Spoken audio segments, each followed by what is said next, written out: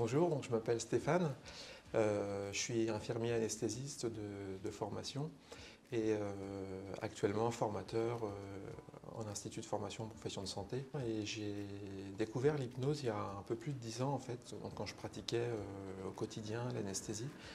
Et je l'ai découverte en fait de façon fortuite, notamment lors de la communication avec des patients ou des cours d'anesthésie.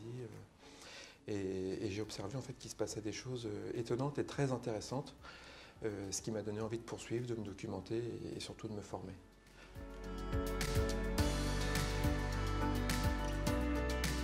J'aime l'hypnose car en fait c'est un véritable processus naturel et j'ai envie de dire aussi écologique, donc il faut apprendre à connaître et apprendre à respecter.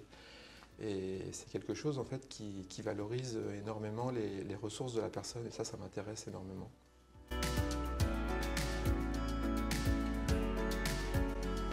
Alors dans ma pratique quotidienne en fait aujourd'hui est celle de formateur en institut de formation en profession de santé, donc qui s'adresse en fait à un public d'étudiants en sciences infirmières, aides-soignants, ambulanciers.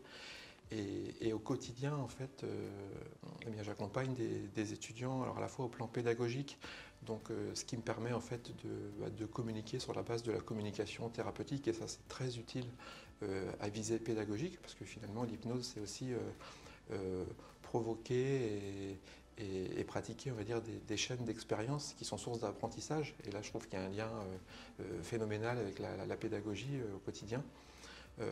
Il se trouve que la formation, ça peut également être source de vulnérabilité pour les étudiants et du coup source de stress, d'anxiété, notamment à l'approche d'examen.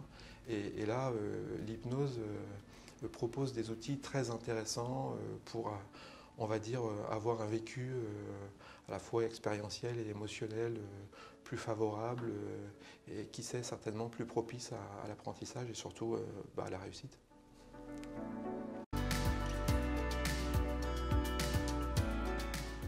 Alors, d'un point de vue personnel, c'est vrai que je pense que j'ai modifié peut-être inconsciemment, mais aussi consciemment, on va dire, ma façon de communiquer. Déjà, c'est évident, je fais en sorte d'être très vigilant dans le vocabulaire que j'emploie, donc au quotidien, avec tout le monde, peu importe.